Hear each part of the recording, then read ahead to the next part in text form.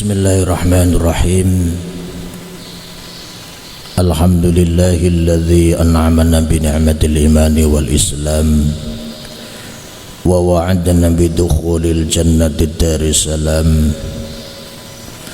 Wassalatu wassalamu ala sayyidina Muhammadin khairil anam al-hadi ila tariqin najahi wabtamam. Allahumma salli wa sallim wa barik ala sayyidina Muhammad wa ala alihi wa sahbihi kan nujumi fil alam, amma ba'du. Hadratal muhtaramin, seluruh pengurus takmir Masjid Rahmat dan seluruh jamaah pengajian rutin yang mudah-mudahan dimuliakan oleh Allah Subhanahu wa taala. Qala al-muallif rahimahullah wa nafa'ana bihi wa bi 'ulumihi fid dharain amin ya mujibas sa'ilin. Wasani utawi kang nomor loro iku ayat ba'ayen to ngenutake mengikut sertakan sapa muta'allim wong kang belajar ning fardhu aini ing fardhu aine muta'allim bita'allumi kitabillahi kelawan belajar ing kitabe Allah Al-Aziz. Fayudkinuhu mongko nguwatake sapa muta'allim ing kitabillah itqonan kelawan nguwatake temenan jayidan kang bagus. Wa yajtahidu lan nemen-nemeni sapa muta'allim fi fahmi tafsirihi ing dalem memahami tafsir Al-Qur'an utawa kitabillah niku wasairi ulumihi lan sekarine pira-pira ilmune kitabillah. Fa innahu krana satemene kitabullah iku aslul ulumi pokoke pira-pira ilmu wa ummuha lan induke ulum wa ahammuha lan luweh pentinge ulum. Jadi masih melanjutkan pembahasan yang lalu bahwa orang yang belajar, orang yang ngaji, di samping yang pertama belajar tauhid, kemudian belajar fikih, belajar hukum, kemudian belajar akhlak. Yang kedua, orang kalau belajar itu jangan lupa di samping mempelajari ilmu-ilmu yang wajib fardul ain seperti tauhid, seperti mempelajari fikih tentang sholat, tentang zakat, tentang puasa, hendaknya belajar kitabnya Allah Al-Quran. Ini yang penting, jangan dilupakan. Ngaji Quran niku ampun ngantos dilupakan. Senaosa tiyang niku pun pinter, senaosa tiyang niku belajar nopo mawon, tapi jangan sampai lupa ta'allumi kitabillah, mempelajari kitab Allah rupane Al-Quran. Ini pun bicara tentang belajar Al-Quran niku, pertama adalah bagaimana belajar membaca Al-Quran niku penting. Baru belajar memahami isi dari Al-Quran. Sing terpenting terus awake dhewe niku awal-awale ngerti carane maca Quran. Mergo maca Quran niku nggih ewet. Nggih, maca Quran niku ewet. Makanya Kanjeng Nabi niku wonten setunggalipun hadis dawuhaken ilmu sing harus dipelajari diajarkan tiang sepuh datang putra-putranipun niku Di samping tauhid, fikih, yang terpenting lagi adalah ilmu Al-Qur'an.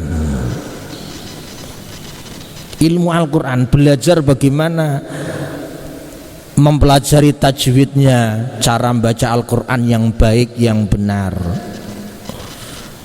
Nek tiyang sepah kok mboten saged memberikan pengajaran putra-putri ini. Aku ran memahami Quran, aku rong paham tajwid. Kon ngajar putra-putri ini kok mboten saged, ajar sekolahkan, belajarkan di TPA. Jadi wonten TPA, teng pundi-pundi wonten, teng dusun-dusun sedanten wonten TPA. Jadi mboten wonten alasan anak tidak belajar ngaji Quran. Karena apa? Semua desa sekarang niku pun wonten TPI, TPQ atau TPA. Nggih. Wong sepuh niku nek wis sampe putra-putrine mboten saged maca Quran, wis ngalamat.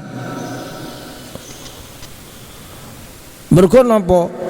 Tengene hadis dawake idza mata ibnu adam in qata amalu illa min salasin shadaqatin jariyah ila akhirih niku, sampai yang terakhir adalah waladun shalihin yad'ulah. Nek putra-putri jenengan maca Yasin ora iso, maca Fatihah mawon mboten bener.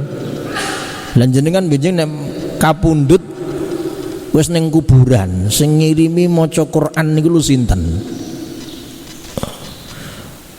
Padahal orang itu kalau sudah di alam barzah, yang mendampingi adalah satu amalun soleh, amal soleh ini.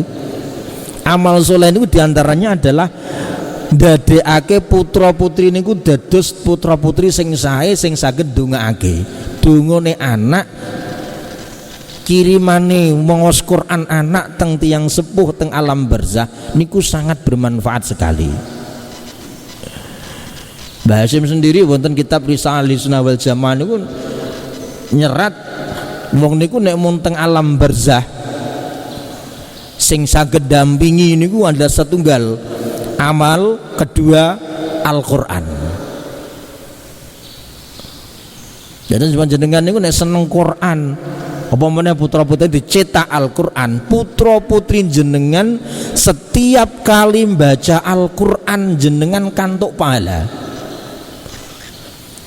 Jadi putra putri kita kok saged maca Quran kanthi sae, setiap mereka membaca Al-Quran apalagi sampai apal, maka pahala bacaan itu juga mengena pada diri kita sekalipun kita tidak baca. Niku enake wong gadah putra gadah putri sing ahli Quran, sing pinter maca Quran, apa meneh sampai apal Quran. Makanya lagi didawake oleh Mbah Hasyim, ojo lali belajar Al-Qur'an iku ojo lali. Momone nek wis kawitane dadi ning salat niku ning penting niku Fatihah niku kudu bener. Nggih, Fatihah kudu bener.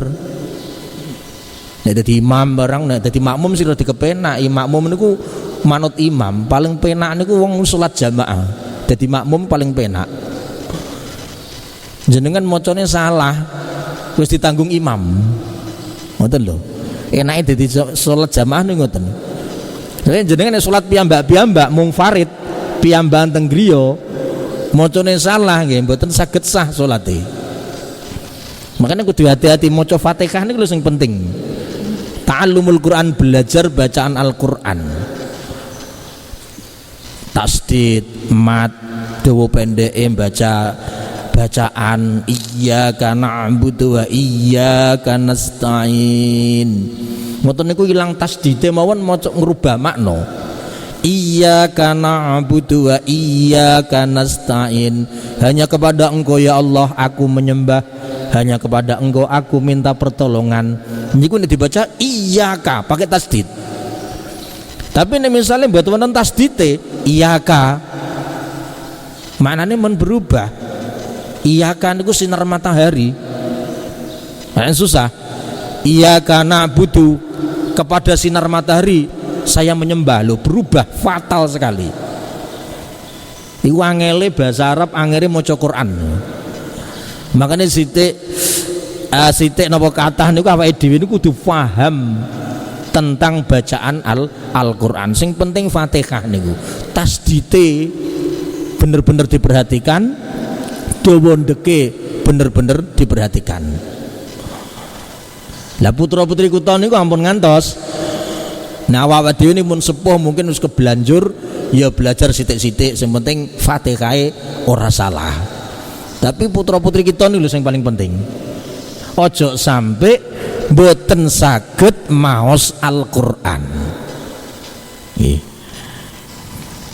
Nek wis paham Al-Qur'an yajtahidu fi fahmi tafsirihi, nembe memahami tafsire.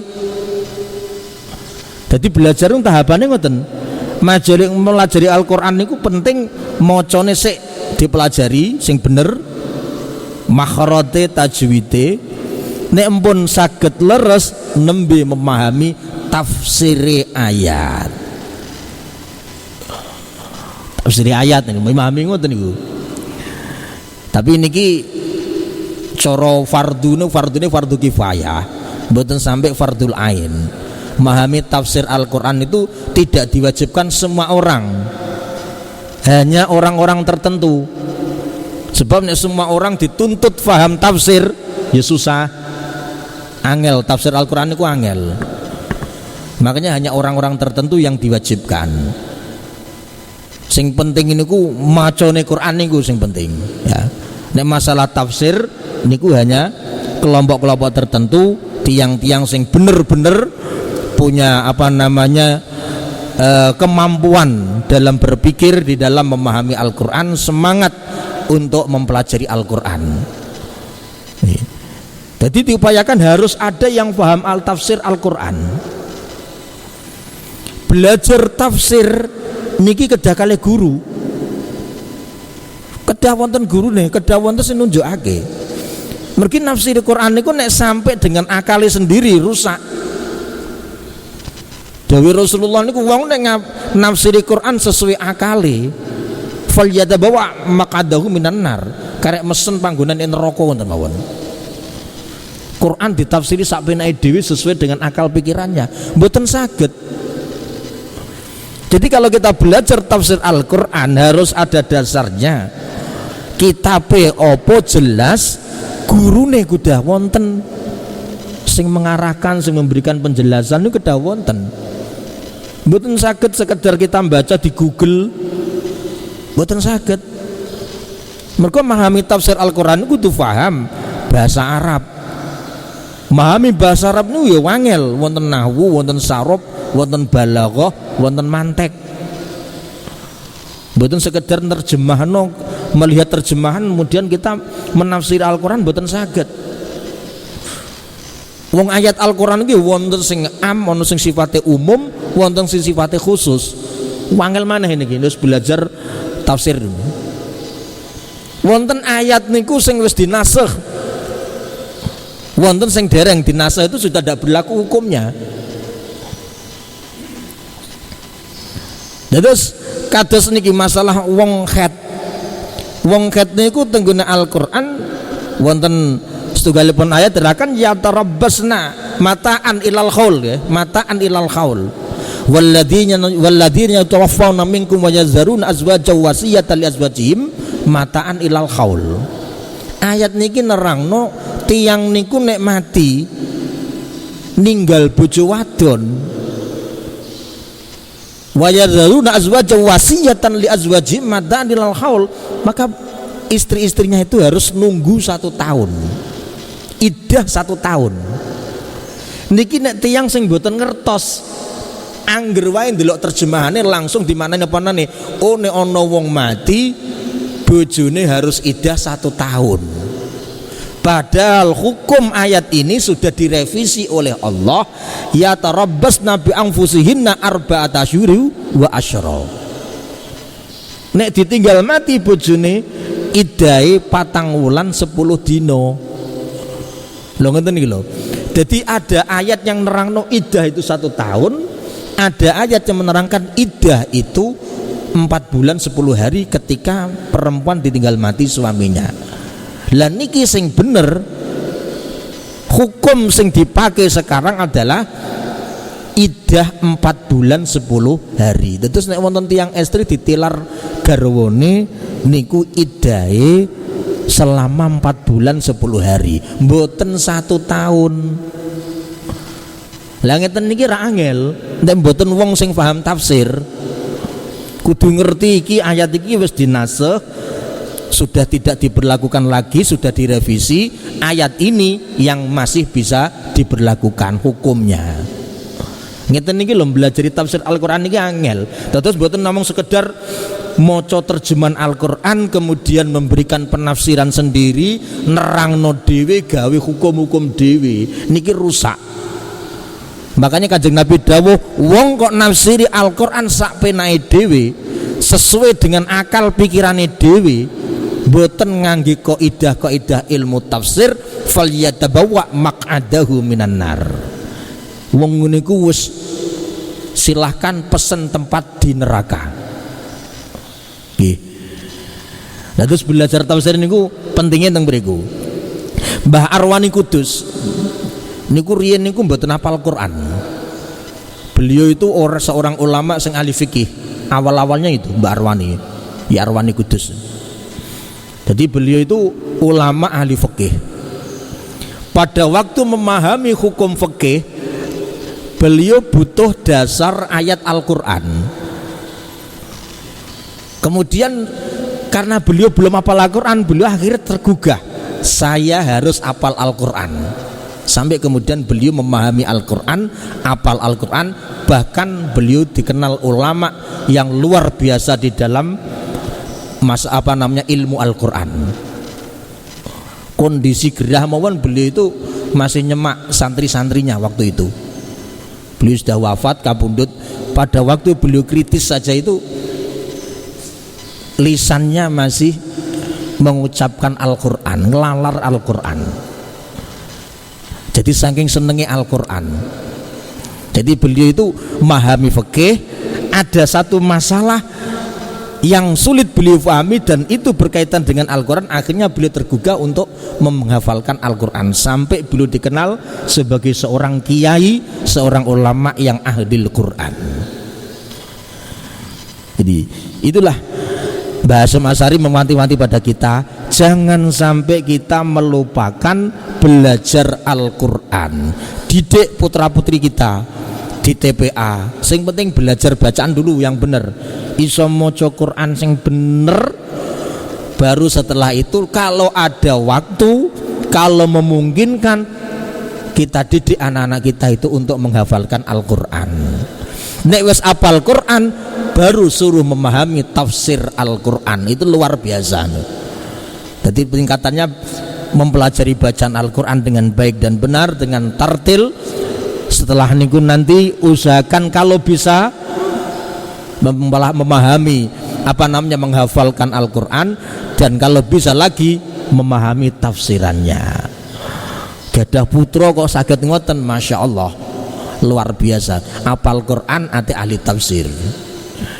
Kados sinten niku putra menantipun Yai Jamal, Gus Kholik niku nggih hafal Quran, nggih pinter tafsir, ahli tafsir. Gus Baha niku nggih luar biasa, hafal Quran juga ahli tafsir. Ngeten-ngeten iki lho sing penting. Nah, kita ini karena sudah terlanjur, sudah tua, ndak mungkin, rasanya kesulitan bagi kita itu untuk menghafalkan Al-Quran. Bagi yang belum hafal memahami tafsir, ya kita hanya sekedar ngaji sedikit-sedikit. Yang penting kita jangan sampai meninggalkan ngaji Quran. Sidik-sidik memahami tafsir melalui kiai, melalui ulama-ulama yang ahli tafsir. Ini penting ya, ini penting. Tapi putra-putri kita diupayakan kalau bisa tadi, sing penting sekolah no TPA riyen. Aja sampai duwe putra-putri mboten belajar di TPA.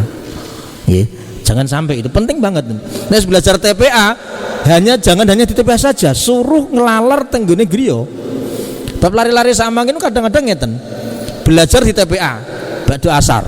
Engko magrib ndelok sinetron mboten ngelalar Al-Qur'an. Lah iki kewajiban orang tua untuk mengingatkan anaknya, mengontrol anaknya bagaimana ketika di rumah itu tetap harus baca Al-Quran ba'da maghrib sama ba'da subuh. Ini yang penting. Jangan sampai sekolah TPA atau tapi ngaji Qur'annya di rumah ndak dilaksanakan. Jadi harus dilalar di rumah ba'da maghrib sama ba'da subuh. Itu kita upayakan anak-anak kita didik untuk membiasakan baca Al-Quran. Ya mudah-mudahan kita memohon kepada Allah, putra-putri kita, keturunan kita, keluarga kita dijadikan Allah termasuk orang-orang yang cinta kepada Al-Quran. Wong sing seneng maca Quran, Iqra'ul Quran fa innahu ya'ti yaumal qiyamah syafi'an li ashabihi. Baca Quran, karena Quran itu kalau sering kita baca, besok di hari kiamat di padang mahsyar Quran akan memberikan pertolongan kepada diri kita. Imam Ahmad bin Hanbal niku nate ditangkleti ketika beliau sudah wafat. Kemudian beliau belum wafat ya, beliau ngimpi bertemu dengan Allah. Kemudian beliau bertanya kepada Allah, ya Rabb, bima taqarrabtal mutaqarribun. Ya Allah, ya Tuhanku, dengan apa orang-orang yang dekat dengan dirimu itu bisa dekat? Wong-wong sing parek niku saged parek teng jenengan niku masalahe nopo? Kalih nopo carane? Wong kok iso parek ning Gusti Allah niku carane kalih nopo? Niku Imam Ahmad bin Hanbal tangkel dalam sebuah mimpi, beliau bertemu dengan Allah lalu tanya kepada Allah. Dijawab oleh Allah, bi qiraati kitabi. Wong ku nek iso parek ning aku, iso cedak ning aku, bi qiraati kitabi, dengan membaca kitabku nggih menika Al-Qur'an. Lajeng tangket malih Imam Ahmad bin Hanbal, bi fahmin amla. Tiang maca Quran saged parek teng jenengan niku macane kanthi faham napa mboten? Sebab kadang kan kathah wong maca tapi mboten paham. Nggih wonten tiyang maca niku saged paham, artine Quran saged paham. Lah sing iso marekno ning Gusti Allah niku maca Quran kanthi paham atau pokoknya maca Quran ngoten mawon. Paham enggak paham sing penting maca Quran. Dijawab kali Gusti Allah, bifahmin amla. Wong iso maca Quran ning nggon iso maca Quran parek ning nggon aku, iku ora kudu paham. Baik paham maupun tidak, nek gelem maca Quran maka bisa dekat dengan diri saya. Itu jawabannya Allah.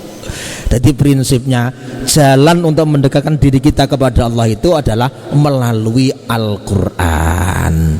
Milo monggo wonten majelis menika kula sangat-sangat menghimbu putra putri kita didik estu saged maos Al-Quran, membiasakan diri membaca Al-Quran. Terutama kita beri contoh. Nek awake dhewe dados tiyang sepah niku namung nyuruh putra-putra maca Quran cung, tapi awake dhewe mboten nate maca Quran, nggih mboten saged berhasil. Jadi kita beri contoh. Kita orang tua kalau maghrib baca Quran, anak kita suruh pasti nurut. Kalau pada subuh kita baca Quran, pada maktubah kita baca Quran, anak kita suruh pasti nurut karena kita sendiri baca Quran.